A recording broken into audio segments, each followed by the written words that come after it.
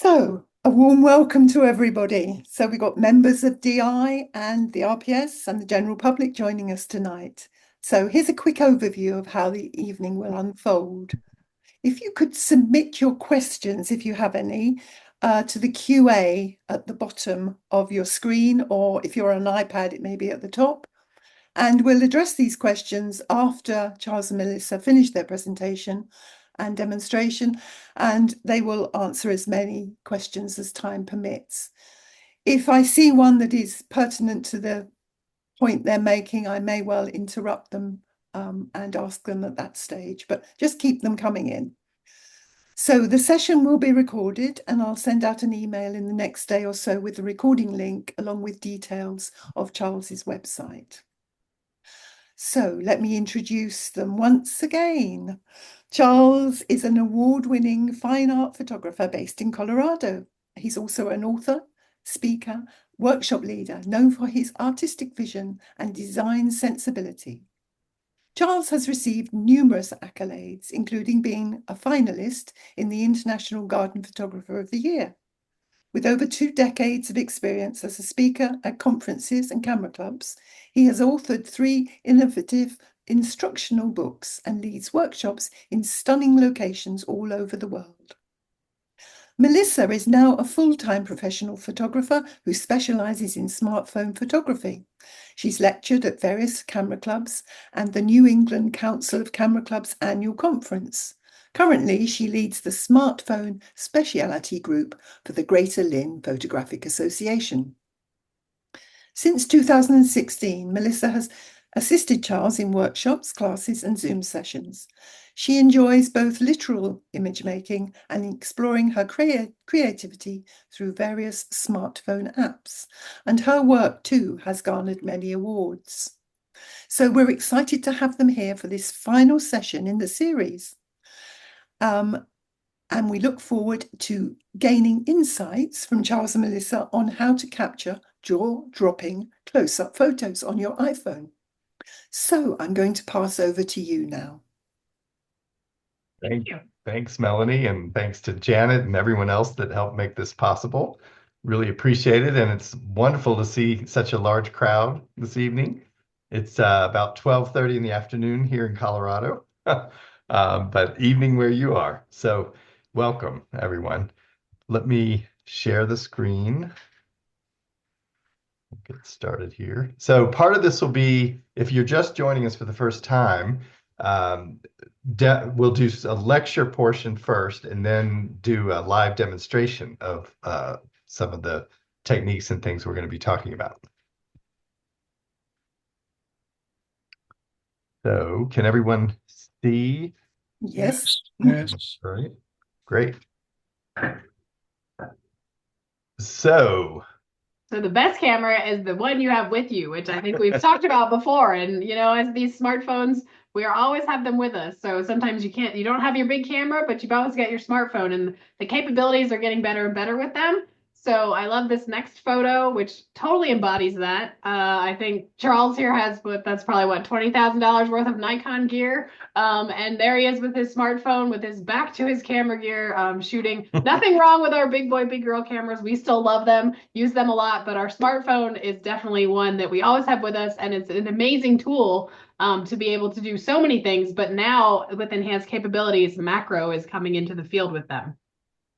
So when I first started shooting with a phone, I really like to think of my phone as a visual sketch pad. So I was seeing art in my life, literally. And so I sort of came out with a few images here that I just want to share to start out with to prove the point that you can do close-ups anywhere, anytime, any place. And the beauty is, of course, we almost always have our phone with us. This was at an art gallery, and of course I got permission here. I would never sell or market this image. It's someone else's beautiful glasswork here, but I was just enjoying it just for the sake of visual design and color and all of that, the dichroic glass there. This was nothing more than there was a window light, and I just had a piece of paper at the desk I was working, and I had 2 plastic cups turned them upside down and made an image like this of just, very abstract, of course, of cups on top of a piece of paper. So something very simple there. Another time I was making tuna salad and I looked over at the celery before I started slicing it, and there were bubbles on the celery, of course. And I was just entranced by that and started making close-ups of the celery using nothing more than my phone. And this was one of the earlier phones before macro really kind of came into play the way it is now. Another time I was making artichokes and I looked in the pot and the oil and the water, of course, were separating into these wonderful bubbles. And it helped here, of course, that I was using a Circulon brand pot because it's got circular patterns in it anyway. So it sort of enhanced the image also. I could have gone and gotten my big boy camera and would have probably done it if it was something that wasn't so fleeting. But that's another beauty of using the phone for close-ups is that you can catch these fleeting moments like this. And this was walking down the beach. There were some rocks that had these amazing patterns, and this one struck me looked like mountains. So I got nice and close to the various patterns and shot this one. Here's just another one crossing the street. So I don't recommend stopping in the middle of the road because that can be dangerous. But crossing the street, this was kind of on the sidewalk before you got into the street. I really just love the old look of the rust and the yellow and the circles in this one. And like Charles was saying, a fleeting moment or a passing moment, this was sitting down waiting for dinner. And this really cool lamp was cascading these amazing shadows onto the table. And another example of the best camera you have is the one you have with you. I was out shopping actually that last fall, and the leaves had fallen, and I was walking back to my car and I saw these amazing leaves with the lines and the colors. And so obviously didn't have my big camera, but was able to take a few shots and capture this amazing one. And not really much was done to this except a little bit of adjustments in Snapseed. Looks very stylized, but it's amazing how just the native camera. So this, of course, a lot of you may have done if you were eating out at a restaurant or even at home, just looking at the light, coming through a drinking glass, something as simple as that. Or these glasses that were just on a rack here. This is training my eye to see, really, especially with close-ups. This is another time I was living in Seattle at the time, very similar weather to the UK. So it was a wonderful afternoon where all the colors were more saturated due to the water and the moisture. And that was just there in the parking lot as I was coming back from the post office. Or another time coming out of a movie theater and just notice the neon lights reflecting into the water. And it's astounding how this was even, I can't remember which phone exactly, but probably the 7 or maybe even the 10. I can't remember exactly, but it was one of the earlier iPhones, very early. And it's astounding that Apple built this technology into even the earlier phones where you can freeze motion like this. The water, of course, was dancing, but just point and shoot. And this was before night mode ever came along as well. Now we have new capabilities with night mode also. This was in California when I was living there. Just noticed this leaf floating by in a swimming pool one day. Made that image. Call it wabi sabi. And then this was at an art fair. There was a gentleman who made these wonderful kaleidoscopes, and I asked permission if I could take a picture through one of the eyepieces. Wouldn't be able to do that very easily with my Nikon or my Olympus. So advantages for things like this. Of course, after that, I asked if I could crank the handle and make a little movie. So I did a little movie as well with the phone. And then this was at Christmas time one year. Noticed the bokeh, of course, in the background. I would say that background was at least 10, 20 feet away. But the phone is capable, when you focus close, and we'll show you a lot of this when we do the demonstration, of getting a background that is blurry. You might think, oh, it's always going to be, F22 all the time with the phone, and that's not necessarily the case. And we'll explain how to achieve that. Here's another one with just, of course, abstract. I think this was rust. Make a mini landscape out of that. And then we did a course in how to freeze flowers and photograph flowers that are frozen. So this was one of the flowers that we did freeze, and I was able to get it, of course, with the big boy camera, but why not shoot it this way as well? As long as the phone is nearby. Try it with the phone also. One winter here in Colorado, we had hoarfrost. I think you get that some places in the UK in the winter. And just the detail here. Now, it's not tack sharp on that one of those little blossoms there, but it's amazing to be able to get even close to this with nothing more than a phone. We did have a blue sky that day. The sun came out and started to melt the hoarfrost very quickly. But I was pointing straight up into the blue sky to be able to get this. And then this is just a scarf. Something like a scarf can be a great macro subject, especially in the winter when you can't get outdoors. Look for objects in your home that you could do abstracts with or make macro shots. And then this was at a botanical garden. I was washing my hands in the loo, about to leave the loo, and I looked over and saw this leaning against the glass. There was just a leaf leaning against the glass. So again, all these fleeting moments that I might not have my other camera with me for. Or this was walking back to my car, and there was a leaf that was stuck to the windshield, and I was able to get an image of that. So it's just endless possibilities. And hopefully these images will inspire you to start making more close-ups than you might have been doing up to now. This was peeling paint, just, making an image of that. So our agenda for today is to talk about obviously iPhone close-ups and macro photography. And we're first going to go over 10 tips that will help you with your photography. And then we're going to talk about the native iPhone camera. So I think you'll see throughout the talk that we have today that you don't need the latest and greatest phone. So we're not going to suggest you got to run out and buy the 16, although if you want to, it's a great camera. But you can do this with kind of pretty much any iPhone model that you have. And you can also do it with the native camera, but there's also, if you want to get more into it, there's optional macro lens and attachments, which we'll talk about and show you some other optional gear you might want.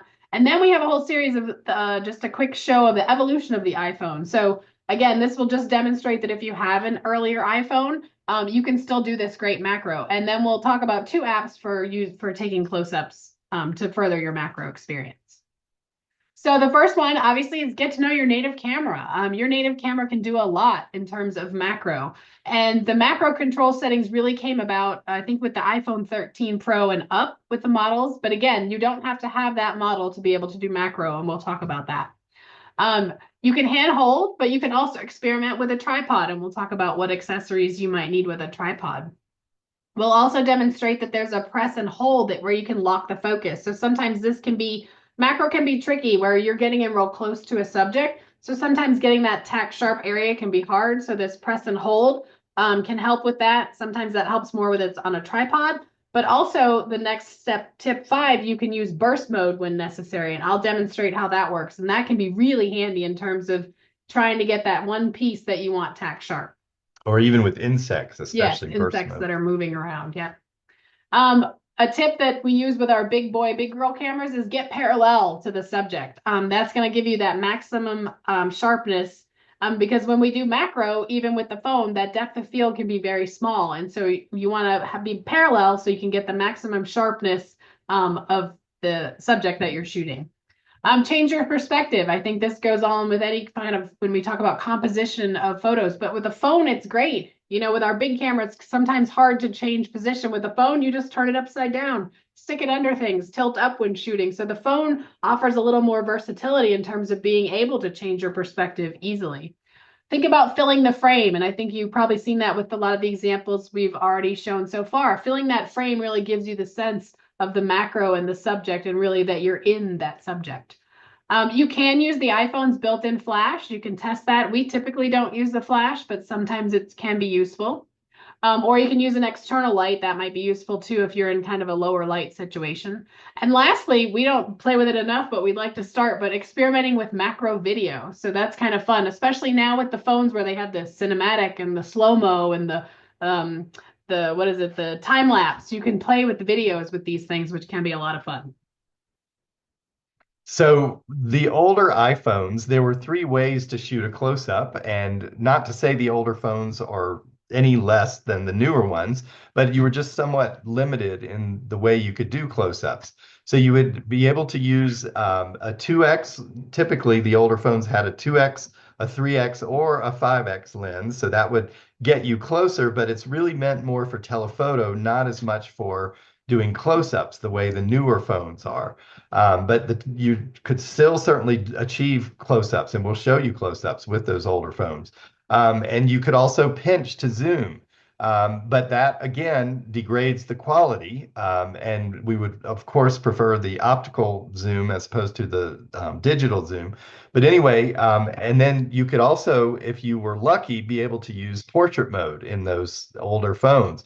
And the key here is that the minimum focus distance was about 3 to 4 inches away.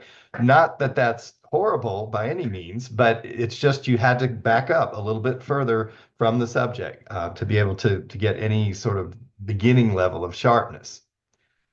So go And ahead. so This the portrait mode came into about the 7 Plus and higher. So anyone and the phones that started with the 2 lenses, because they were using the 2 lenses, one to take a tack sharp image and then one to take kind of that out of focus and then combine them. And typically it was made for, portraits, as it says, with people. So when it started, you had to be 8 feet from your subject, and it would tell you, you need to back up from your subject. But you could actually finagle it by moving. Sometimes before it would tell you that, and you could get images like you see there with the glasses on the right-hand side. Not walk up to a horse and blow down its nose. It will probably I mute. think someone needs to That's a mute horse there. and bleating, and horses nip each other. So again, don't do it. Walk up to the horse's shoulder. It's fine. You want me to keep going? Melanie, Helen? can you silence Dave? It will see you start to come, and I you can't. appear to me. It's you when you. Oh, Thanks. there we go. Okay. Thank you. Anyway, so go ahead. Oh, This is so to demonstrate. to demonstrate. So portrait mode, as we said, started with the 7 Plus, but then when they started in with the 10 and the 10 Max and on up, they now had depth control. And so we can show you this when we demonstrate the native camera. But and actually now in I think the 15 and 16, the camera actually will, if it detects depth of anything, it will actually shoot in portrait mode. But the cool thing is, after the fact, after it's shot, it's saved all the data in there, so you can actually, oh, there you can Take see your now. finger You can and take your slide finger and slide it back and forth and change the depth of field in a photo that's already been taken. So you can actually edit this afterwards, which is a phenomenal tool to be able to have. I wish we had that in our big cameras, right? But so with macro, you can fudge it. And this was a very early phone, the XS Max. And I was able to get a fairly decent shot of this bird of paradise. You can see it didn't do a great job on the tips of the petals and all of that. But in the center, definitely it isolated this, made the background go blurry. So not bad at all for an early version phone. And then this is one I took recently at Great Dixter with the iPhone 15 Pro Max in portrait mode. And you can see, I think it's getting a little better. So now I've got that poppy sharp with the beautiful reds and purples behind it out of focus. Yeah. Sometimes when you do photography with flowers in the portrait mode, you might lose the stem, but it has gotten a lot better now. You can at least see the stem there in that one. And this is not the only way to have a blurry background. I don't Right. want people to believe that, but we're just showing you how you could experiment with using portrait mode to do close-ups. Here's another one from a fairly early phone, the 7 Plus. Not bad, with ways now in one of the apps we're going to show you where I could go in and further blur the background if I wanted to. Or you could even use Snapseed, which we've covered in our previous sessions. Here's another one. I definitely had to struggle here because those are very little delicate feathers there, and I had to really work to get just the right distance. But I was able to still nail it, and I was tapping on the little feathers there in order to get this sharp focus. So it's a good idea to, of course, tap on whatever subject you want to be sharp, and there are ways even to lock the focus, which we're going to talk about as well. And then another one done in portrait mode. So amazing that you can get this kind of an image now from a phone. This was the XS Max. So, not even one of the earlier phones, not even a later one. So now with the 13, this is when Apple introduced macro mode, and they call it macro mode. So if you do have a 13 Pro or anything higher than the 13, you have this in your settings of the camera. And we'll talk about how to set macro mode and what to put it on. But we recommend that you do switch that on, and we'll show you how. And what it's doing is using the ultra wide camera, in other words, the 0.5x lens, the super wide lens, to give you that capability of focusing even closer. So now, instead of 3 or 4 inches away, we can focus 0.79 inches away. So amazing that we can still do that. And I'm glad you guys still talk about inches over there, although some people do centimeters and whatnot. But anyway, I think everyone can conceptually understand that's less than 1 inch, of course. And then now with the 16, so I've been playing only a few weeks with the 16 Pro, 16 Pro Max, and we can talk about if anybody wants to discuss that sort of thing in the Q&A. And Missy's about to get hers. Anyway, she's letting me be the guinea pig with the 16 at the moment. She's still got the 15. But anyway, I can recommend if I think people should upgrade and so forth. We could talk about that. But anyway, so the ultra wide camera is still present in the 16. They still, incorporated that minimum focus distance of 0.9 inches or 7.9 inches. But the game changer is what's in red there at the bottom of your screen. They now have where you can do a 48 megapixel macro image. So the key, though, and Apple doesn't really advertise this or talk about this, is that you do have to shoot in RAW to be able to get that 48 megapixel capability there. But anyway, so I've been beginning to play around with close-ups with the 16. So go ahead. So we'll show you this when we get to the live demo, but basically to set your macro control and make sure it's set up properly, this would be with an iPhone 13 Pro and up, you would go to the settings, then you toggle down to the camera. And when you tap on camera, you'll see a whole bunch of various things in that menu, but you scroll down to the macro control. And by toggling it on, it basically means that camera is going to try to automatically switch to the ultra wide. So basically what it does is anytime you want to take macro, it switches to that ultra wide to get that capability. And so basically, and we'll show you how to basically turn it on and off in the next slide and when we go live. But once you do this in the settings, then when you're shooting, so if you're on the 0.5 lens, you'll never see the flower because the 0.5 lens automatically can shoot macro. However, if you're on the 1x with other phone models, 2x, 3x, or 5x, if you get really close to a subject, you might see either the flower come on, that when it's yellow, that means it's on, or you might see that flower in the corner and with a slash through it, that means it's off and it's not going to switch to that ultra wide lens. So this is sometimes you'll see it you can almost see it switch too. But if you want to do macro, you want to have the yellow flower on again, that's when you're in 1x, 2x, 3x, or 5x, depending on your phone mode. And that will enable the phone to go to the 0.5x lens and get that macro shot for you. I hope we're not confusing everybody too much with this. We'll demonstrate it when we get to the live demo. You can also, we talked about locking focus. So this is a little deceptive. That little circle with the dotted lines at the top is on. That's a live photo. That's something we're not talking about. But basically, anytime you're in a mode of shooting with the camera, you can actually hold your finger down. And again, we'll demonstrate this. But if you hold your finger down where you want the focus, you'll kind of see it do a little pulse. And then this yellow will come on and it will say AEAF lock. That means you've locked in the exposure and the focus in that particular point where your finger was. And we'll show you that in a moment. So the last thing I wanted to talk about, which we mentioned earlier, is burst mode. And again, we will demonstrate this to you as well. Burst mode is basically going to do a rapid shooting of photos. And to do burst mode, it takes a little bit of finesse and practice, but you want to be able to put your finger down on the circle at the bottom there on the first photo. And as you're touching it, you want to slide your finger to the left. Again, it takes a little practice to get it, but once you slide it to the left, you'll see the circle will start going up. And that basically means it's taking a burst mode of photos. And so when we get there to the live demo, we'll show you how this works, and then we'll show you how to go in and see which photo you want to take. But this is helpful if you're doing something where you want to get a tack sharp point. So I will do burst mode and then kind of move my hand, and we'll demonstrate this in and out just slightly. And then typically you get the one photo where the focus is that you want.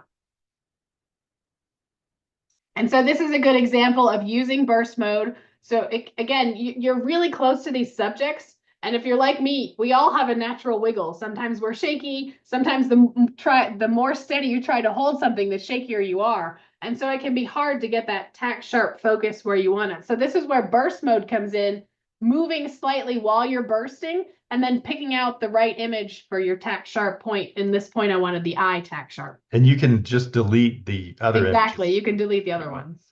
Otherwise, it will take up a lot of space. Take up a lot of space. And here's a great example of bees flying. So if you're like me, I chase a lot of bees. I don't get a lot of good photos of bees because in the heat of the day, they're moving really quickly. So by bursting this, by taking multiple photos, I was able to capture this bee coming in for a landing. And that's natural light, no flash used there, even though it may appear that it was used flash. And again, just like, again, this is just burst mode. Again, I'm real close to that subject. Thankfully, this little fly wasn't moving a lot. And so by doing burst mode, I was able to capture the focus where I wanted it, and I could get rid of the rest of the images that were not in focus. And just one more bee, because I love chasing bees. This one's more of an artistic. This one was great because the phone is great, right? Because it's so small, you can put it places where your big camera can't go. So I literally the bees were flying in and around this bush. I just put my hand right in there with the phone, did some burst mode, and I was able to capture this image of this bee. Now, we talked a little bit about possibly using a tripod. We rarely use a tripod for close-ups, but the one at the bottom there in combination with this little bracket at the top can sometimes be useful if you were indoors, working, in more of kind of a home studio tabletop setting. Although I have used that GorillaPod outdoors on occasion. But most of the time I don't really need either of these. But the thing at the top there, that Mi Photo Sidekick, is actually a great holder for the phone. One of the reasons I love that one is you can actually tilt it straight up. It has a little ball and socket there where you can rotate it around any direction, including straight up, and it will either sit flat on a table, as you see illustrated here, or you can slide it into the Arca Swiss. If you have an Arca Swiss type tripod head, you can slide that little bracket right in and tighten it, and then you're good to go with having your phone on top of an actual big tripod. But the little GorillaPod can be great as well. And this illustrates the combination of both of those devices here. So you can see, the real close focus with this Poppy and how it would, of course, help me to get parallel as well as the sharp focus that I'm going to need there, exact stillness that I want to. And then there are other lenses out there. One of the companies that makes lenses for the phone is a company called Moment. They're based in Seattle, Washington, I believe. Anyway, they have a 10x macro lens as well as a fisheye. And I've found both of those to be useful on occasion but we all are probably trying to simplify our gear and not have to carry a bunch of accessories around. But these are pretty small, and if you're inclined to just want to throw it in your camera bag or your pocket or something, you could. And pretty inexpensive as far as phone stuff goes and all photography. But the fisheye is really fun. I was playing a lot with that in the Netherlands. We're actually going to be going again next April to Keukenhof. If anybody's interested, that's a little bit closer for you guys to get to than here in the US. But anyway, I was using that to get right inside of a tulip, and I'll show you that in just a second. You do have to have their case and their little drop-in mount. But here's the image of the tulip I was just talking about. This was with my 13 Pro Max. And I loved how it just made me almost feel like I was right inside of the tulip. And I literally just stuck the little lens right down in there, and it gives you a 170-degree view of your subject, and with sharpness too. So as we said, you can start doing macro with your native camera. I would say the Moment lenses are probably an upgrade. That's good glass if you want to really invest a lot of money if you're into it. But if you're kind of, on the fence and you're like, I might want to play a little bit, then this 15x macro that comes in the 10-in-1 cell phone camera lens kit is a great option. So this kit's amazing. It's just a little clip-on there you can see on the left-hand side of the screen, and these 10 lenses just screw on and off that handle. And this will fit any camera lens that is less than 1.25 inches from the edge of the phone. So it'll even fit on your laptop, and basically Android. So Yeah. it'll fit on pretty much any phone these days.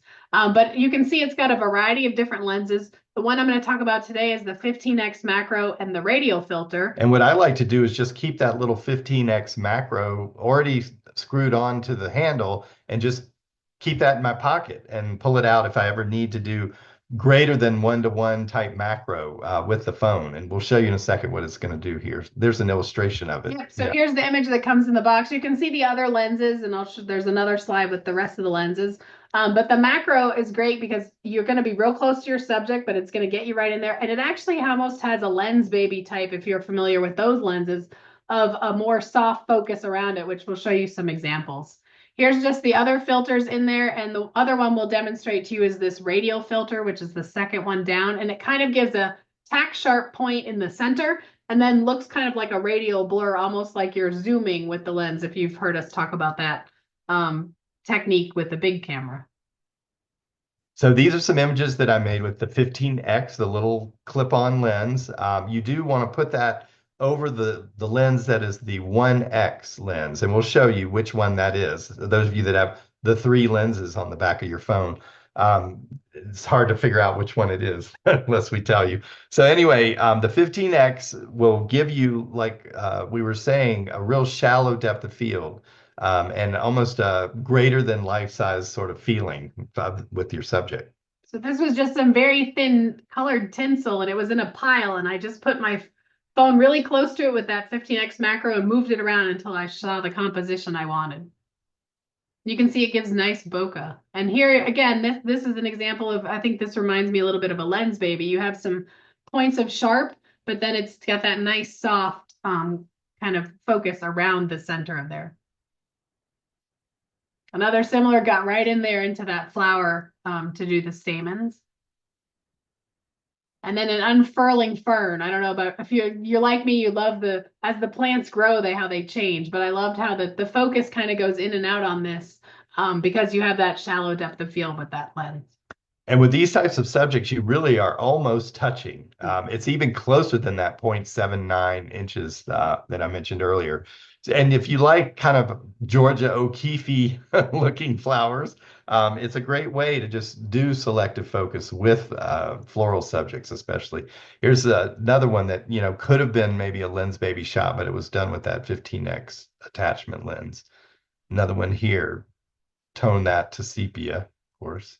I think with this lens too, the burst mode comes in really handy because you have to be so close, so kind of any movement is going to give you an out of focus section. So burst mode. Yeah, really definitely had to use burst here to get that sharp. And then if you want that sort of zoom burst look, or the feeling of zooming a real lens, you can achieve that with the radial filter. And just another one of a poppy with the radial filter. And then lastly, another fun thing you can do with this lens, the 15x macro lens, is because you have to be so close to have it in focus, if you stand away from a subject, it's all going to be blurry, which to me, I discovered this and thought it was fabulous. And so I was running around a garden just looking at color and patterns. And funny, a woman came up behind me because she could see my phone and the excitement of me just shooting these blurry photos. And she said, "Excuse me, are you aware that all your photos are blurry?" I was like, "Yeah, isn't it fantastic?" And she just thought I was nuts. But what you can do with those is I have a whole new folder of backgrounds because, as you know from previous ones, I like to do a lot of creative photography. And so this 15x macro will give you blobs of color. When there's points of light, it gives really nice bokeh. And so I have whole folders of that now. And you can see here, I put this image of a plant into the Tangled app to get that kind of white look there. And then I combined the two together and got a really cool image that I was happy with. And the way you combine those was using Snapseed, the double exposure tool there. However, you could also use an app called Image Blender to do that. Charles, yes. Could I just ask some questions that relate to what you've just been talking about? Sure, absolutely. Janet asks, with a phone with 3 lenses, which lens do you put the auxiliary lens on? So it goes on the 1X lens, and we'll show you which one that is. I mean, Right. I can Okay. try and hold my phone up now, and it's essentially the one at the bottom. Right. And if some phones differ, so what you can do is I usually turn the camera on, and then as you put the lens over it, you can see which lens you're putting it on. So that can be helpful Yes, too to have the if you camera on. forget which one, just trial and error, put it over each one and see if it works. Yeah. But yeah, good question. Okay. Cliff says, do you use remote releases when doing the macro work? If I were on a tripod, for sure, I probably would. But we haven't really, have you used it much? No. Just when hand holding. But I suppose it could help, Do you have certainly. any brands that you know Not off the of? top of my No. head. I mean, I know Okay. you can trigger it with your Apple Watch if you do have an Apple Watch. Right. Yeah, Yeah. so I would suggest there are brands, I don't know an actual device, but you can trigger it with your watch if you have a watch, but also you could do the self timer. So you could set it for like a countdown self timer, and that's a setting in the phone that you can do. And then obviously you just tap the button and don't touch it and it will shoot. And Ashwin asks, can you use burst mode images for focus stacking? Ooh, had not thought of that. You probably could. Yeah, that's Great a great idea. idea. You probably could. Great idea. Of course, you'd have to use a third party or Photoshop to focus stack. Yeah. But now I want to try that. Thank you for that inspiration. Yeah, I've always wondered. I don't think there's an app yet that will focus stack images, so you'd have to use what, Photoshop or Right. No. Or Helicon Yeah. focus. But Yeah. that's a good idea. Okay, thank you. Great. That's fine. Thank Sure, you. sure. Okay. So this is a fun little thing we found. Now, I think you do have to go to Kickstarter to find it. It used to be you could just buy it on Amazon, but it's a little fingertip microscope. So it's not gonna leave glue residue marks or anything on the phone, but you put it over the I don't know which lens it goes over because it's been a while since I did this. You have to play with it and experiment, but my guess is probably the same as the clip-on lens, that 1X lens, because that is kind of the primary lens on the phone. Anyway, it will magnify up to 800 times, and they give you slides with the little kit here. And anyway, and it's got low distortion, so it's a good entry level solution for high magnification. You're not going to get, super duper tack sharp images, but not too bad. This was one of the slides in the kit there, and I made these 4 images using the various magnifications of that little thing on the lens there. And then we had some romaine lettuce. So I took a leaf and played with that one day and got these 4 images out of that. So it is possible. There's a little tiny thing over that lens to get super duper high magnification. So the next few photos we're going to show you are just kind of what we call the evolution of the iPhone. So just to kind of give you an idea of the various phones that we've used through time and how they've changed. But also to inspire you that if you don't have the 16 or one of the latest models, that you can do macro with your phone. So this was just straight camera, probably the 1X lens with the 7 Plus. And you can see it's got really great sharpness in the center, but it does tend to sort of fall off on the edges. So that was the 7 Plus. And then here's another one, same sort of idea, but it doesn't matter in an image like this that the edges are, softer than the center. And here's a technique. We do a whole weekend workshop of tabletop macro, and I have an ebook that's all about macro. But this is a technique where you use Rain-X and water drops and glycerin, and it's really fun to try, of course, with the big cameras as well. But after I got it out of my system with the big camera, I was like, oh, let me, see if I can achieve the same thing with the phone. And it did a pretty good job. There and still maintain that shallow depth of field. And again, this is the 7 Plus. Then we move on to the 10, much better. You can see the edges are starting to get even sharper. The center, of course, really nicely sharp. And even then, this one, same idea. All the rules apply that would apply with the big cameras here, getting parallel, making sure the lighting is right, and, all that stuff, filling the frame, checking your edges, and all of that still applies. This was a blooming cactus at the Chicago Botanic Garden. I'm going to be teaching there at a conference in August of next year.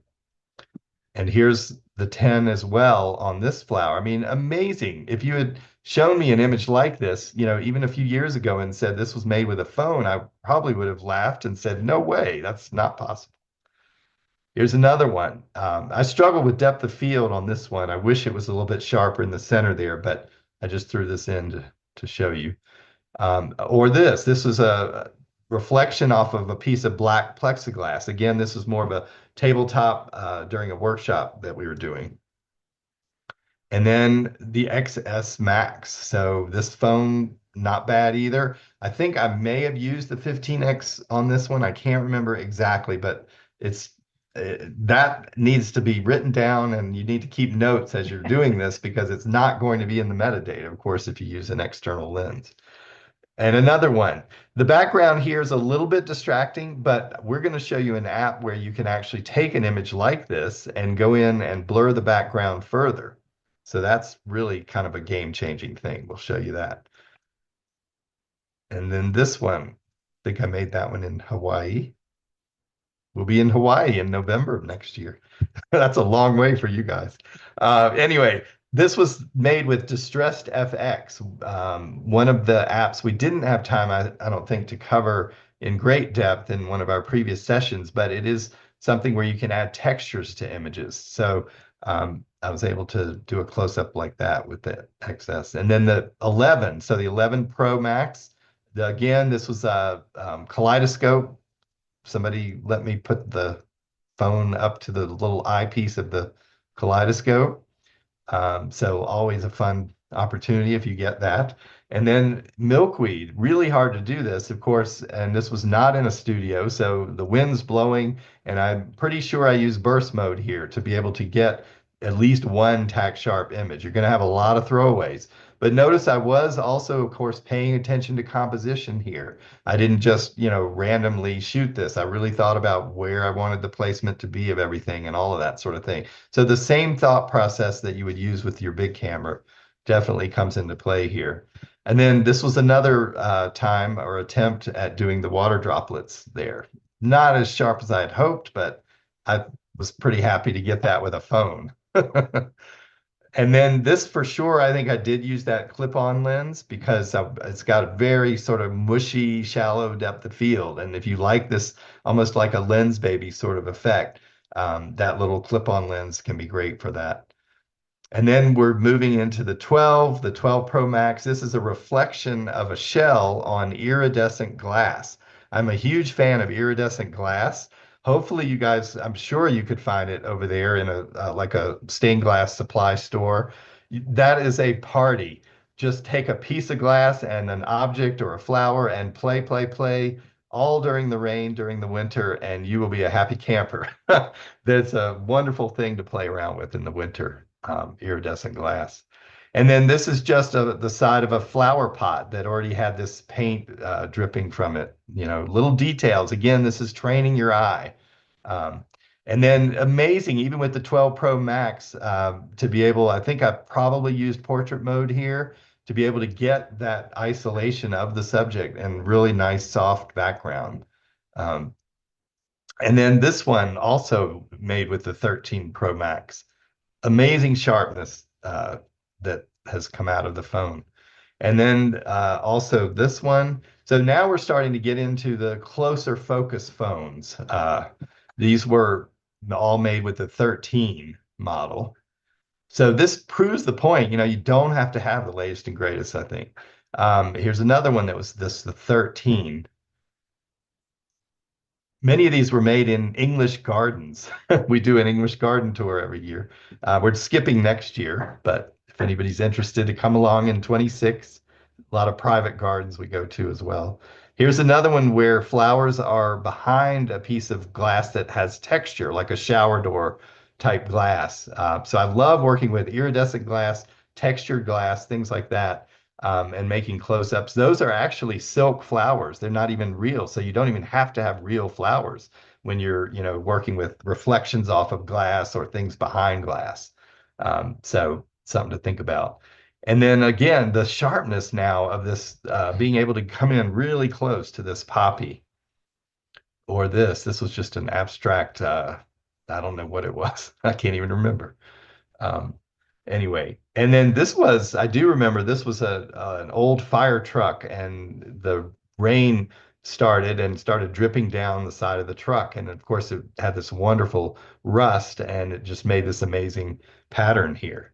Um, and then, of course, doing butterfly wings when they're in the morning, less active, lots of fun. This was in a butterfly center where we got to go in early before it opened, and the butterflies were a lot more still than they normally are, of course, when the sun comes up.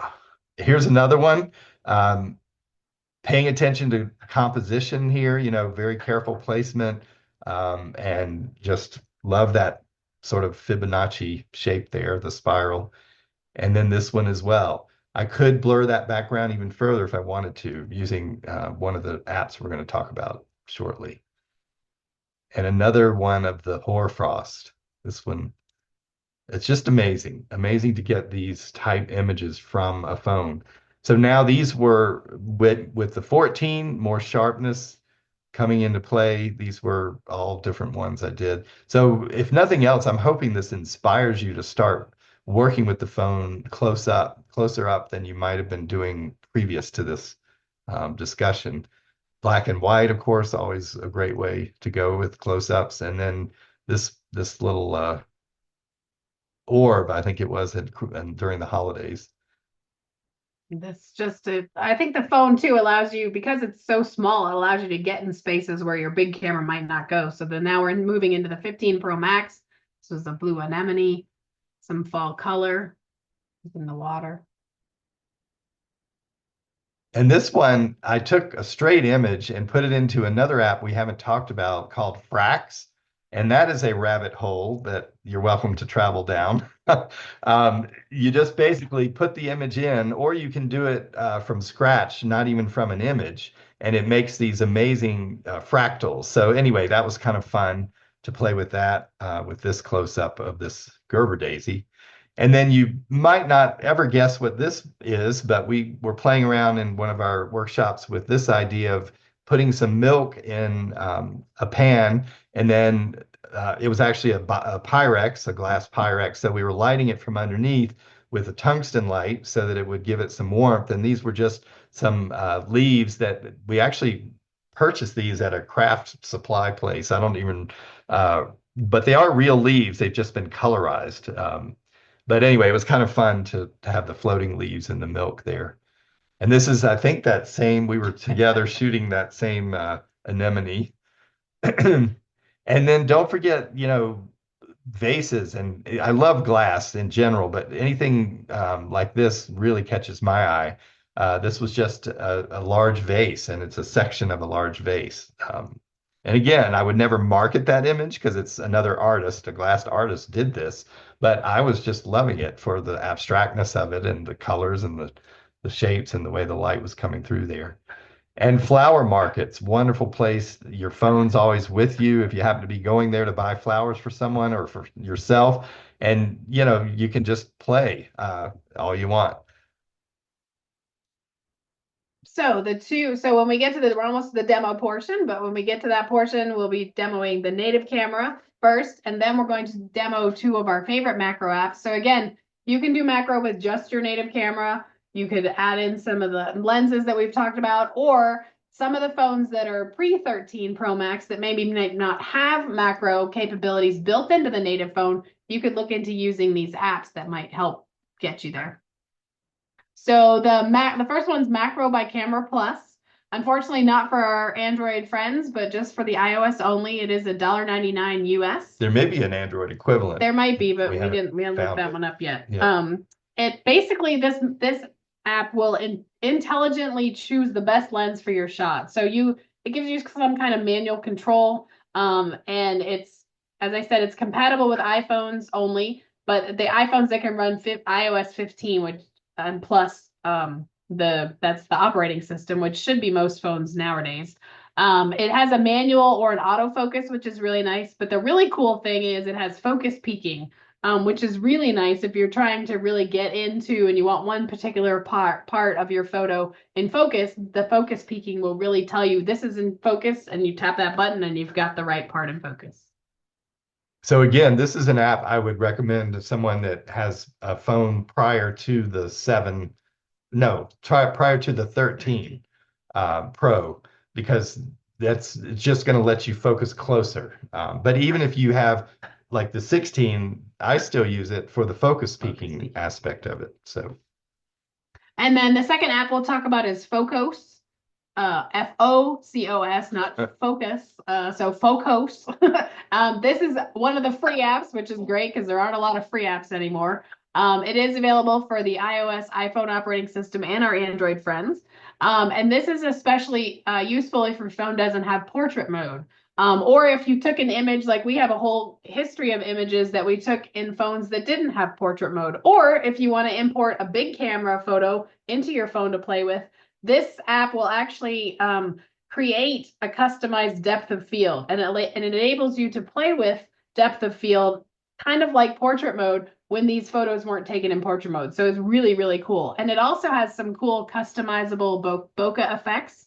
And it also has some specialized lens effects like a lens baby or a Helios. These are filters that you can apply to your image after, which is kind of cool. and it's just amazing that it's free Yeah. because that's a lot that it's offering there. Great. All right. So were there any other questions, Melanie, while we transition here to There doing was a something? little one Right. about why milk when you use the milk. Well, I just wanted to have a background like that would be very, opaque and not something translucent. And it also hid all of the lighting and everything below the Pyrex dish. But you could try any sort of liquid, floating something like that in any liquid. Excellent. Okay, Yeah, thank you. sure. Stop sharing. Sorry, just quickly, what was the name of the app to create the white flower outline on the blurred background? That movie, Tangled. Tangle. Yeah. Yes. Tangled. I think it's Tangled FX, Yeah. technically, if you're looking it up. Ralph says Focos now has a pro version, $9.99 a week. A week? A week. A week? Really? Well, I would download the non-pro version. Ooh, have you played with that? I'm Is curious. that right, Ralph? A week? Really? Or could that be per month, maybe? That's a little nutty. That is. I just spotted it on the app as I downloaded it. Wow. And I went, golly, $9.99 a week. So I thought that was rather expensive. Absolutely. Yeah, that's a little. And I'm wondering what the pro version would give you that the other one doesn't. Huh. Vegetable Interesting. vodka, I think. Okay. Wow. Interesting. That's part of Yeah. the problem with these apps is sometimes like they're free or $1.99, and then they realize people really love them and they get you hooked, and then they they go to these Subscription models. Yeah, exactly. That's one of the challenges with all of this.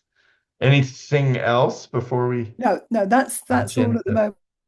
Okay, great. All right, so let's hope this.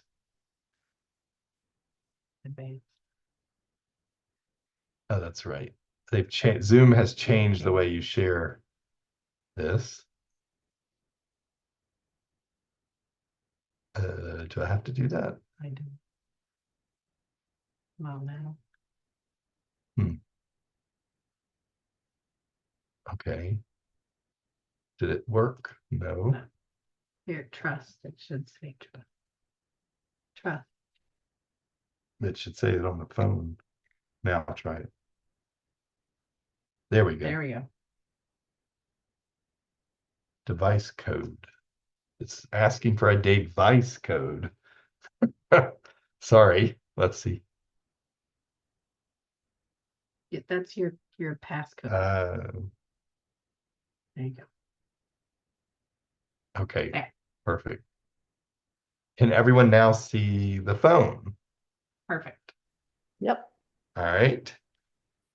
So we have a little list here of things. So first thing is just making sure if you have one of the later phones, explaining what that whole macro control thing is all about. So if you want to tap settings, find your settings, and you go into camera, they've put it a little bit higher in the newer phone, but if you have one of the older ones, you're going to have to scroll down quite a bit. But look for camera under settings. So I'm going to tap that. And if we go down all the way at the bottom, you see macro control here. And I have it switched on. And it's a little confusing. You want to explain, Missy?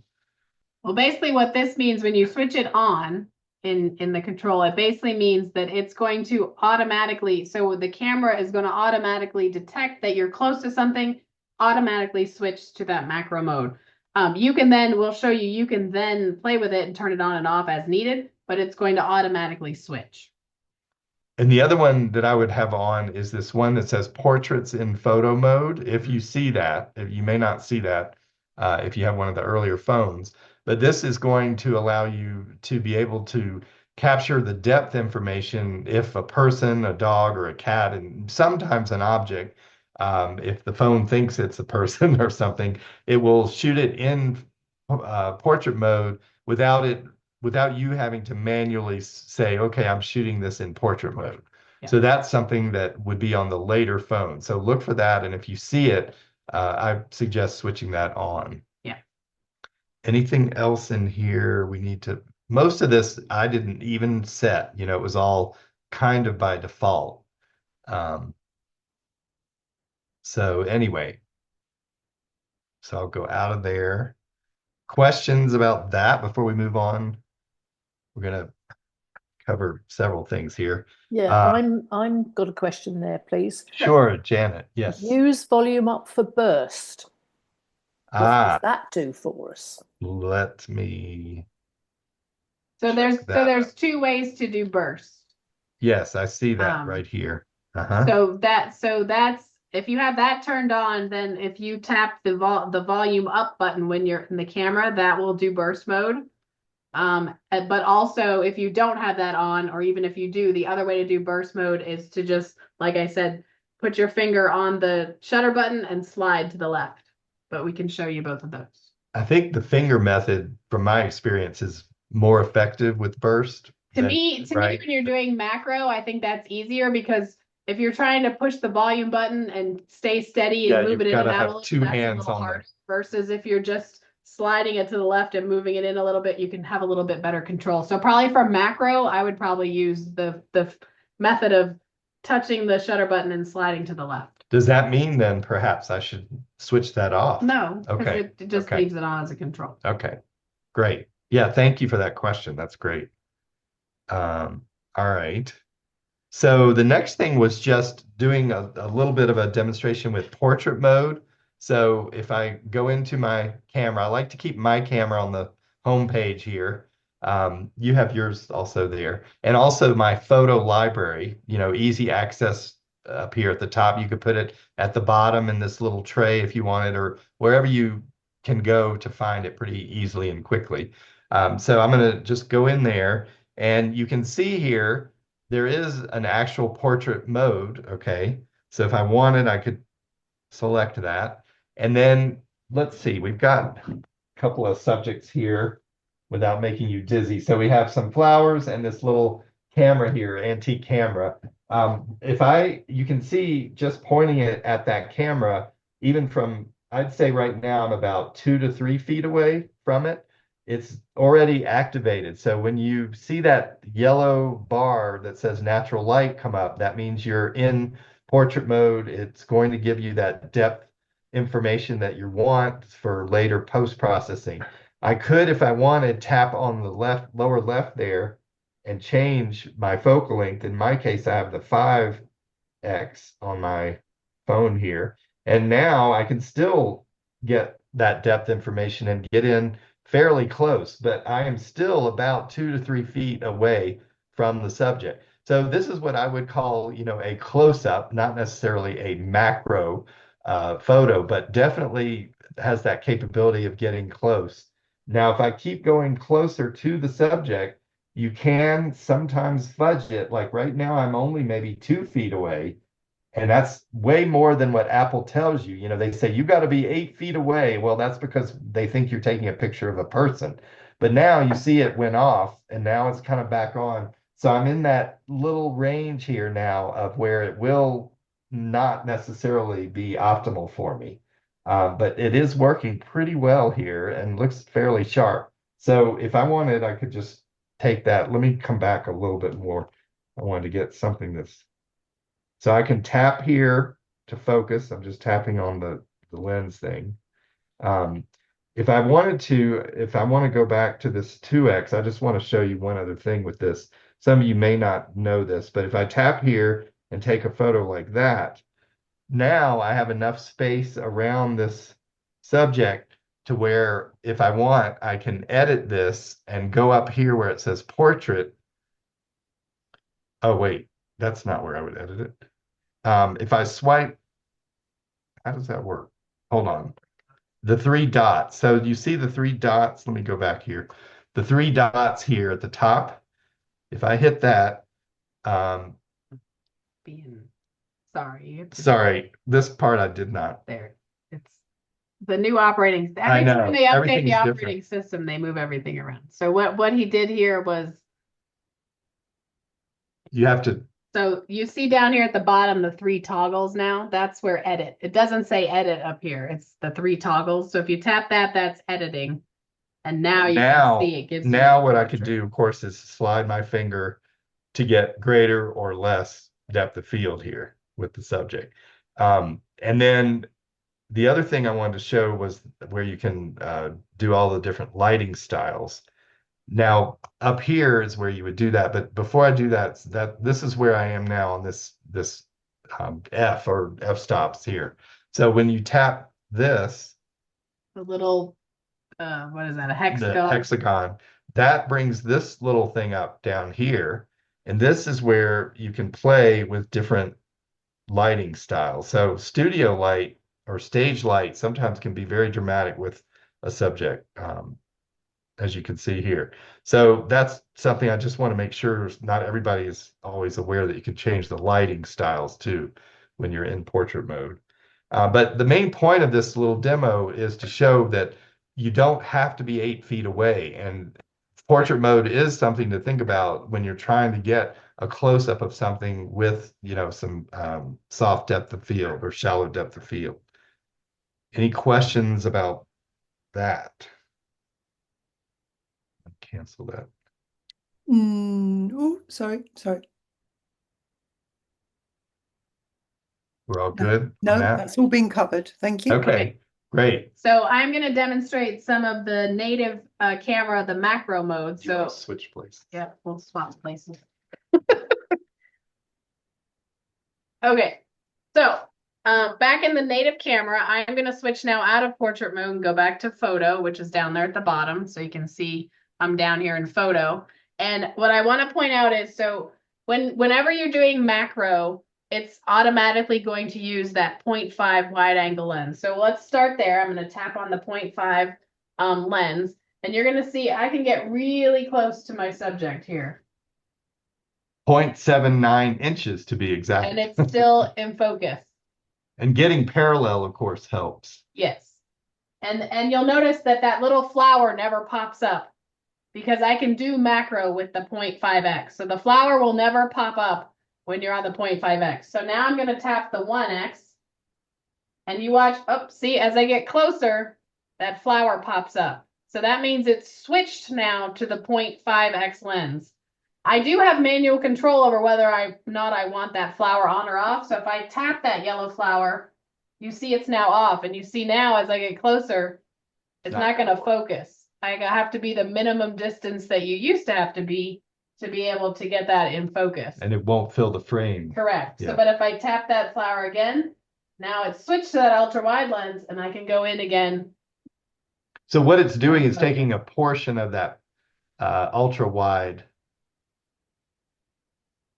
lens, or Yes. the pixel coverage of that lens, I think technically is kind of what it's doing. Yes, and that will also work on the 2x lens. So again, if I tap it off, so now it's off, you see it's gray. You see I can't get super close with the 2x, it's blurry.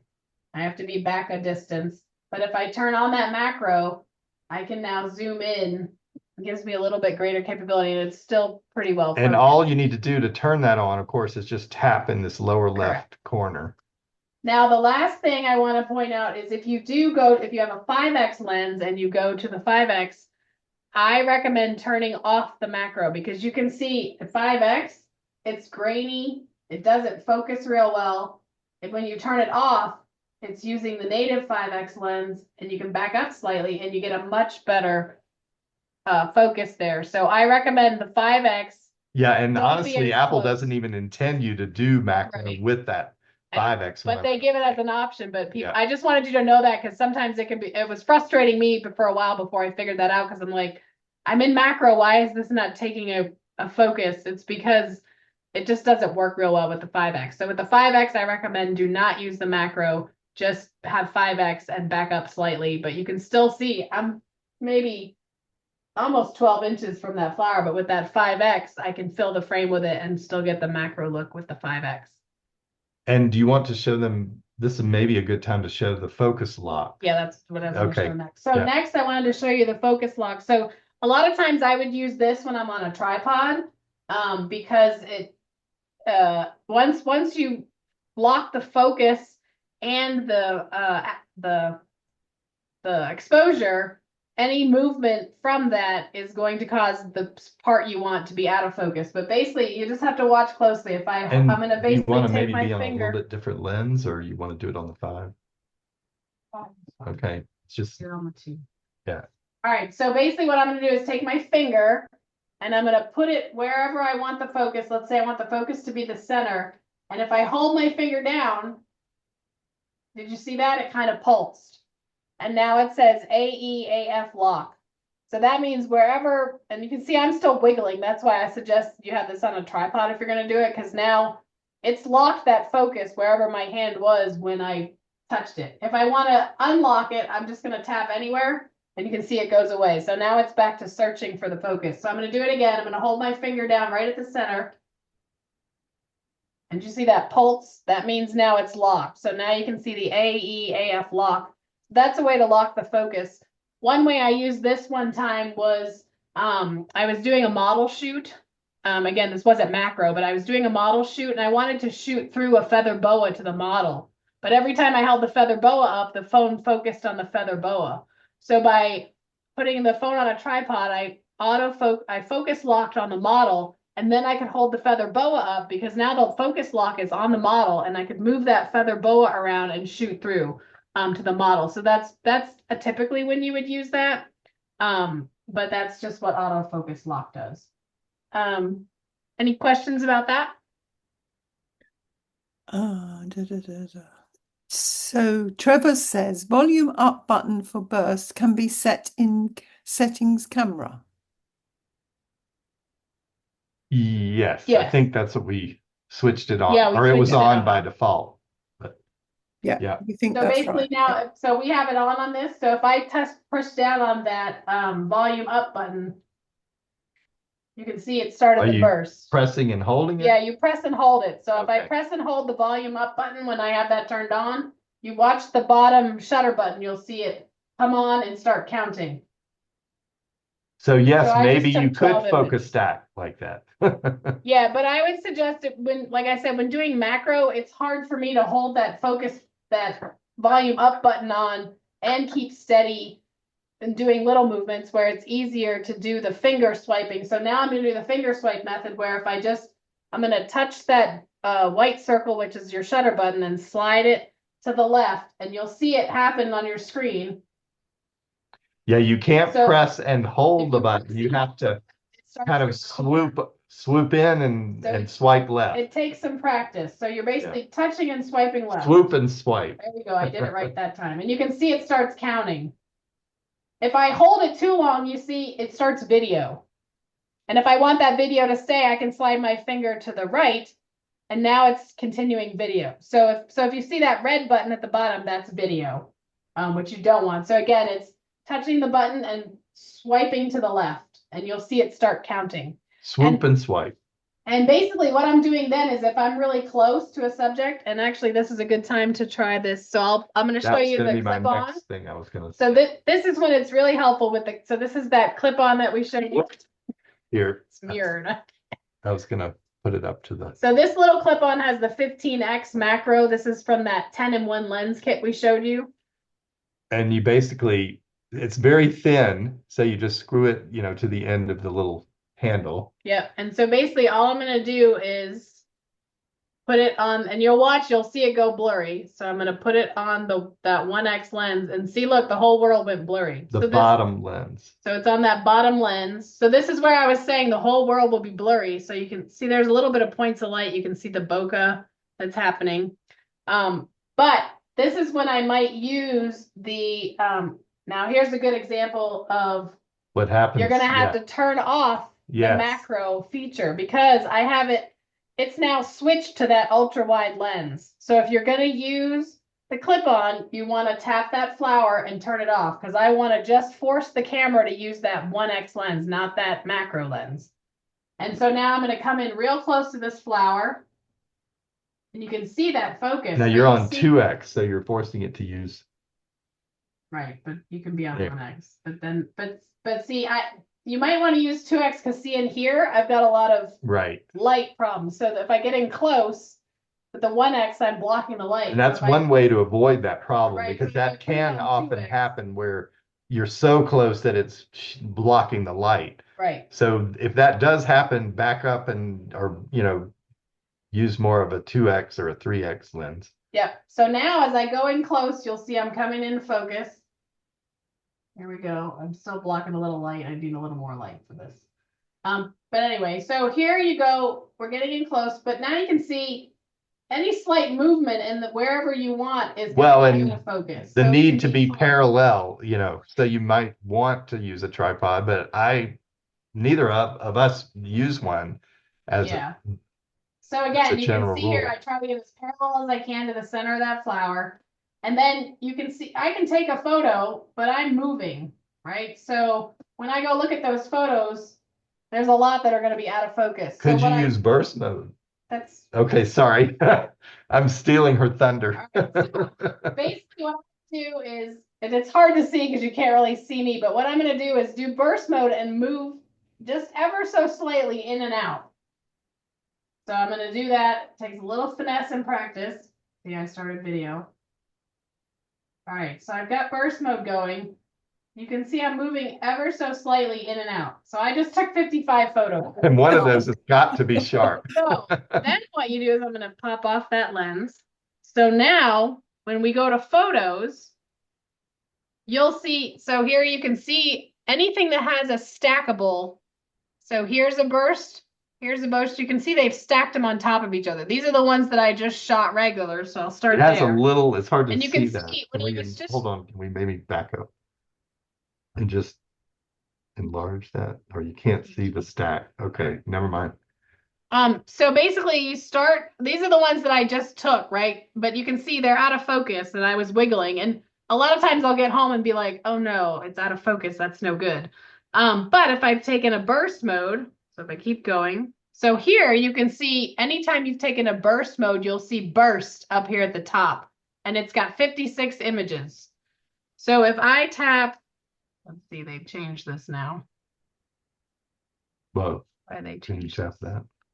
No. Yeah, there you go. So they've changed the interface again. So basically it used to say select, but now you just tap the burst with the arrow, and that takes you to all 56 images. And you can slide through all 56 images and pick out the one that had the focal point that you wanted. So just in the interest of time, let's say this one was the most sharp. So I would, you check mark the ones you like, and you can take more than one. You can select them all. But let's just say I found the ones that had the sharpest points that's what I want to say. And then you tap done, and it's going to say, do you want to keep everything or only your two favorites? And basically, if you say keep everything, it's now going to expand those 56 photos and put 56 photos in your camera roll. Or if you say keep only to 2 favorites, it's going to put those 2 in your camera roll and delete the other, what was it, 54 that we had. So I'm going to do keep 2 favorites. And it's deleting. And now if you look at the camera roll, I've got the 2 favorites, and then these are back the other ones. So it discarded those other photos. So that's a way to clean up your camera roll and just keep the ones that you want with the focus that you desire for your image. I know that was a little difficult to see because you can't really see me too well, but questions about that? Just one question here. Remind us, how did you get into RAW mode? So with RAW, up at the top right, so you can tap that. If you press and hold the word RAW, you get this. Well, it's different for each phone. It depends on what phone you have. You can either do the HEIF max format, the RAW 12, which that's only 12 megapixel RAW, or the RAW max, which is what I would recommend. If you are going to do RAW, go ahead and put it on RAW max. So and then if you decide you're not wanting to use RAW in the middle of a shoot, even if it's just for 3 or 4 frames, you would just simply tap that again. And it puts a line through it. And I don't know what it goes to by default, probably the HEIF format, which is kind of like JPEG. I think that would be the 12 megapixel HEIF. Yeah. Which number iPhones have the RAW? Do you know that? Is it? I think they started that with, it might be the 12 or 13 is what I'm thinking. I'm not positive about that, but okay, right. I could Thank you. look that up. Yeah. Janet asks, with older phones, you can put it in RAW in the settings. All right, she's answering that. Yeah. Oh, Okay. yeah, you can do that too. So lots of investigation needed. Yes. Through your And I haven't even played with, there's now something called spatial with this iPhone 16. Oh, right.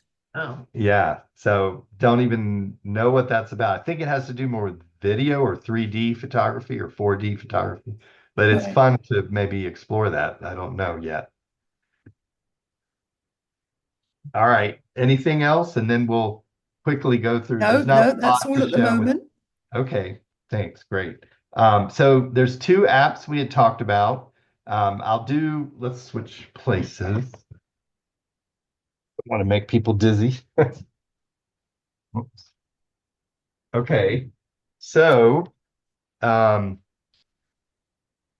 first one was called Macro. So there it is. You can see it here. Has a little flower icon. And so for this one, I'm going to use this camera again. Fairly simple to use, but I do love using it for the focus peaking capabilities. So you've essentially got these 4 buttons at the bottom. First one is just, whether you've got the flash activated. I almost always leave that off. If I tap the second one over, it will have this exposure mode. So if you wanted, you could, adjust your exposure right here, sliding it to the right to make it darker, to the left to make it lighter. You do have a histogram in the upper right corner, as you can see. So that could be useful if you're adjusting exposure. To get out of that, I would just tap the little light bulb thing symbol again. And then if I go to the next icon, this is the one that lets you do manual focus. So if I can get in pretty darn close here, and it will tell me if it's sharp, just with the focus peaking. But I think what I can do there is tap, and wherever I tap it's going to give me that sharp focus.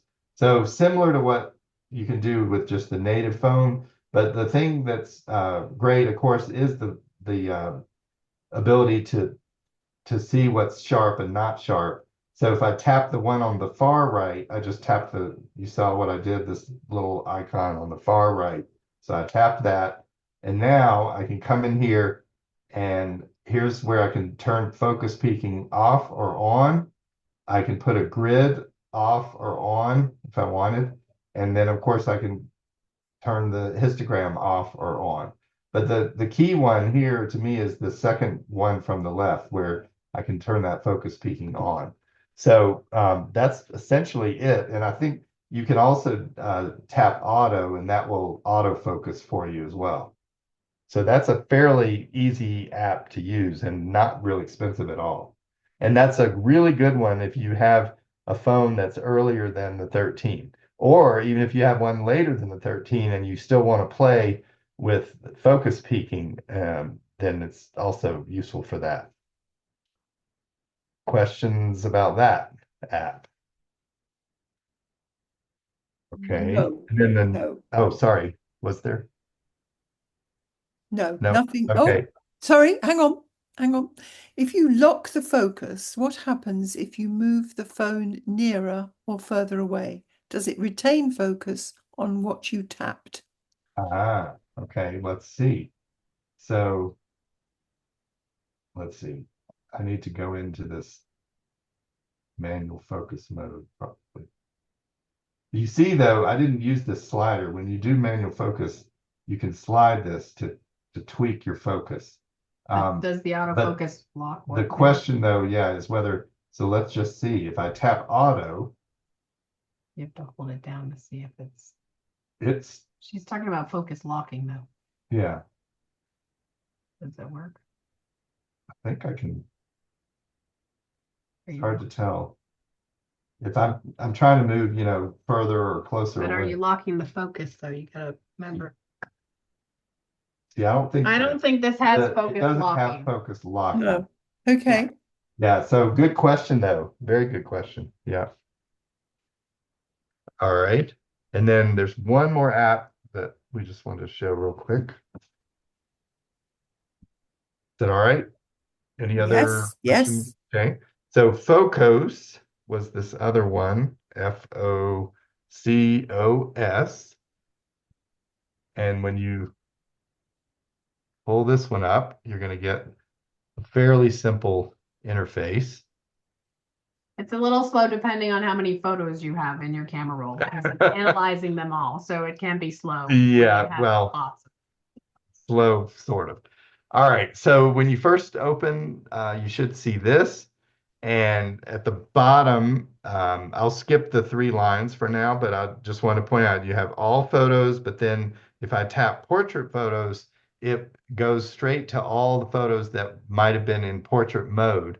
It's interesting, it thinks that this one was portrait. Um, but it's not only doing the ones that you deliberately shot in portrait mode, but all the other ones where the depth information is present and Apple, chose to have you shoot that in portrait mode, if that makes sense. So anyway, but I'm going to go back over here to where the three lines are at the bottom. So this is where I want to actually go into one of my albums. So here's my 227,000 images. And Slow. I know this folder I want is sort of near the bottom. And I tried to move it near the top before this demo, but it's not possible. Anyway, we have to wait a minute for this to load. Oh, good. It's behaving pretty well here. All right. So in this little close-ups album, I want to go to this image here. Those of you who came with us to Wisley will remember this. We were inside the conservatory when it started to rain, and many of us were photographing this beautiful passion flower. So here's an example of what this app can do for you. So I'm going to choose this one here. It's kind of fun that we can choose an image from our photo shoot there at Wisley. And before you go further, just to let you know, there's a lot of different things that this app can do. We're not showing you probably hardly any of it. Yeah.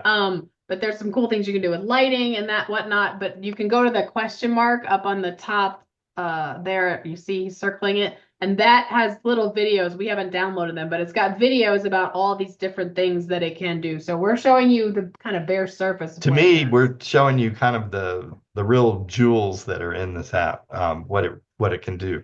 So the first thing I would go to is focus. We have to establish our focus first, or what we want to be sharp in the image, before we start messing with the background, because that's what this little aperture thing is going to do here. So I'm going to tap focus. And now I can move this slider that you see at the bottom here, and I can, whatever's yellow here is what's going to be sharp. Okay.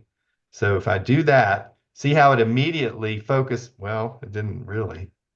There we, no, maybe I didn't slide it enough.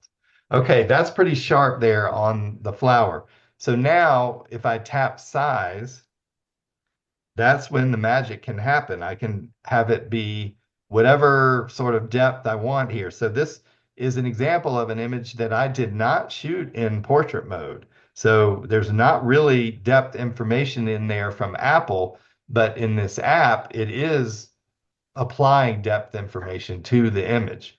So obviously, the further to the right, the wider the aperture and the blurrier the background is going to be. So let's just say I like that as my background. I may not always slide it all the way to the right. You can also then, if I go to shape, the third icon, you can control the shape of the bokeh in the background, which is kind of fun. You really can't see it pronounced all that well in this particular image. It'd be better if you had points. If you have some points of light in it. Yeah, it'd be better if there was, the classic sort of bokeh. But that's what shape does. And then the rest of these, like Missy was saying, I personally don't mess with them, haven't messed with them yet, because I feel like I could do a lot of that in Snapseed. But what's awesome is how you can blur the background of an image that was not shot in portrait mode with this. And it does also have the little icons over here that match the icons that you see down in here, I think. Or no, maybe they don't. So there's your aperture one that matches. I'm not sure what the light is, but this is the one I wanted to highlight here. If you come down here, it's really hard to see over Zoom probably, but if you go down 1, 2, 3, 4, 5, the fifth little icon there is like a little lens. And if I tap that, you get all these different special effect lenses. So if I go up to the top, it's even got like a Helios. It doesn't do it very dramatically with this image here, but if you can sort of begin to see a little bit of a little circular bokeh happening in the background on that side there. It's not going to work great with every image, but with certain images, it's worth tapping on here and seeing. And then next to that is the Lens Baby one. So if I tap there, you see how it did sort of give that little bit of a Lens Baby effect. It's that, classic sort of Lens Baby look there in the background. So you can play with all these different little specialty lenses here if you want. Some are way more subtle than others, like there's one where it did really funky stuff with the bokeh in the background here. So it's fun to just tap these and play around with. There's one that gives you a swirly sort of bokeh. Anyway, you see the potential here. That's the main thing. So to me, the real jewels of this app are this little thing over here, as well as if I go back to the aperture one, it's what we were on, isn't it? Yeah. So this and these two, plus that lens one up there, those are the three magic buttons to know about in this app, at least as far as I've learned. Has anyone played with bokehs that could teach us something? Because we certainly don't know this particular app inside and out. But it's pretty amazing that you can change a background like that. No one's owning up to having it. Okay, that's okay. Great. I think that was everything we wanted to share. Any other thoughts from So people? shall we, yes, you stopped sharing. So shall we open it up for any more questions? If you want to ask them, do feel free, or if you want to type them. I think. I hope this inspired you to. I see the little toy photo there that someone's got, Liz, I think it is, or someone.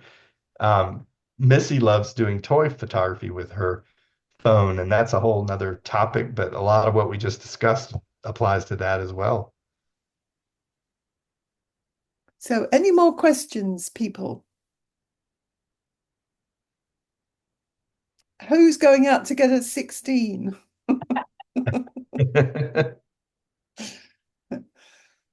Malcolm got his already. He's Ah, a newbie Great. to iPhones. Yeah, if you do have a 15, I don't think it's worth upgrading to the 16 necessarily. But if you have, 11, 12, 13, it might be worth thinking about, or even just upgrade to a 15. You get a better price on the 15. Do you trade your old ones in, or do you just have a whole stash of? no, we trade them back in. We have Verizon is the carrier here, and they have a program where you do have to you have to have paid for a certain amount of the current phone you own, Right, where you can, so probably similar upgrade. there in the UK. Yeah.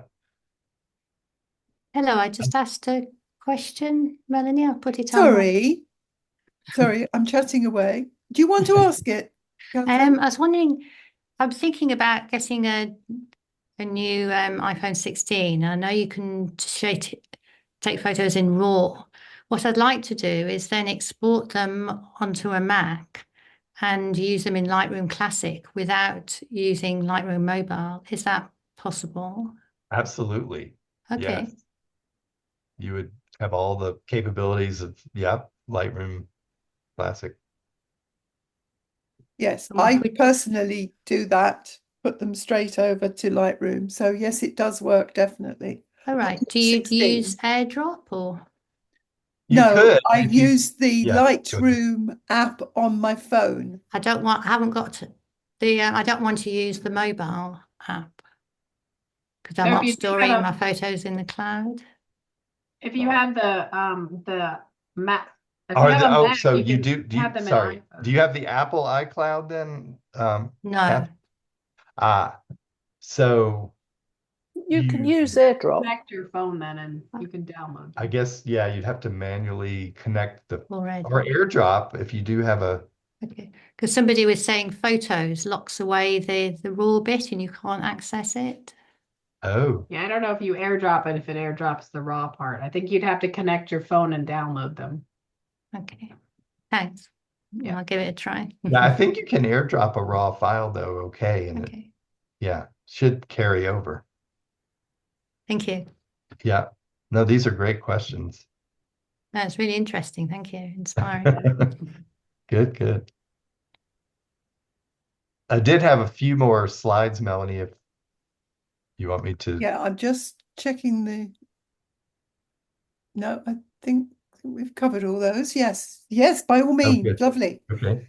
Yeah, well, these are mainly just things I think we had shown it before, but if any of you weren't in our previous sessions and wanted to get on the email list, you can point your phone at that QR code to get on our email list. And we do teach, we're doing 3 actually in Europe next year. So I'll talk about those in a second. But these are little pocket guides we put together, editing apps, as well as some of the shooting apps that are out there. So just kind of a quick guide to get you started with some of these apps. Those are available on the website, as are these ebooks. And they were printed books, all of these, but now they're in ebook form, the impressionistic photography and the macro one. And then this just gives you an idea. I mentioned the Netherlands, so any of you interested in that, registration just opened 3 days ago for that one. I haven't even announced it to my list of 600 or 6,000 followers or whatever it is. But anyway, if you're interested, send an email and, I could hold a spot for someone. And same with Tuscany, that's being handled by a third party tour company. But we're going to go straight from the Netherlands to Tuscany. So we'll be over there this spring. And then we are going to do Ireland in June, if anyone's interested in that. And that's already open for registration. And then we're going to do an iPhone only workshop. This one has not been officially announced yet either. There's a wonderful guy from Indiana called Rad Drew, who's an expert in the phone, and it'll be an in-depth 3 or 4 days of talking about all iPhone stuff. You can bring your big cameras to this as well, but we're going to focus mostly on iPhone, and that's in July on an island that's in the middle of Lake Superior. A little bit of a ways to go, I know, for you all, but just thought I'd toss it out there. And then Gardens of the Seattle area will be in early August. And then Chicago Botanic Garden in August as well. And another little known garden that's just over the border of Maine in the eastern part of the US, which would not be too hard for you all to get to. Only 6 spots for that one. And that's a garden called Kingsbrae in St. Andrews, New Brunswick. And we've only got 6 slots. You would stay in a mansion with a private chef, and we go over to the garden, which is a few steps away. And then finally, we have one in the fall, next fall here in Colorado, beautiful fall color. And then we are doing what we're calling a mindful photography retreat on the island of Molokai in Hawaii, and would love for anyone to join for that one as well. So I just thank you, Melanie, for letting me share that. Thought I would keep people informed about what we're doing. Wonderful. And I will put your website so people can see it when I send the email around as well. Thank you. So any more questions, anybody? Anything iPhone, happy day, or even not iPhone. I would say these days I'm shooting, maybe 70% with my big camera and 30% phone. For you, Missy, it's kind of what, 50-50? I'd say 50-50 now. Yeah. It was more iPhone, but now I've gotten used to my Olympus, so I've been shooting more with my Olympus. So I'd say 50. I'm 50-50. But it is something that I think photographers are being forced to pay attention to these days, really, because it's finally kind of a legitimate camera.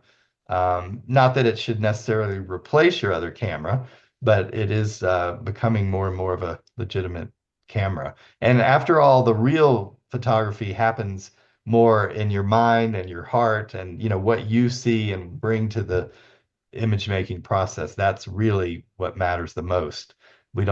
This technology tends to get in the way, of course. When you see a great photo, you're not going to say, what camera did you use necessarily? Just like when you taste a wonderful cake, you're not going to ask that baker what oven they used. So anyway, we have to remember that as far as all the talk about technology these days. Yes, exactly. Very good. So I think everyone's saying great show. I'm very impressed with the evening. So thank you very much. Thank you all for It's joining been us. a It's been real wonderful. pleasure and honor being here. I hate for the series to be ending. Have come up with another series, right? Yes, we'll have to Thank look you to. for all the hard work, Yes, really, thank especially you, Melanie, and Janet. Both of you deserve big kudos for Thank you. this happened. It's been a lot of planning and getting it all up on the website and all of that. And we feel very honored to have been asked to share as much as we have. No, it's been wonderful, really good. And then lots of people have learnt loads, and I've got lots of new apps that I didn't know existed. Wonderful. Awesome. Great. Yeah, and we will be back in the UK in May of Yes, yes. 26. So if people subscribe to your newsletter, they get to hear where you are in the world. That's right. And I don't share with third parties or anything like that. No, just hear And we what try you're not to, doing. we don't bombard you with emails every week. We try to send out very poignant emails. So you Yeah. won't get hundreds of emails from us. And we all get very envious when you're going to Hawaii. It's a long way for you It is guys. a long way. I know. Way for us. Yes. You Yes. could go to LA and rest a little, or you could go the other way around to Singapore. And anyway, thank you Wonderful. all.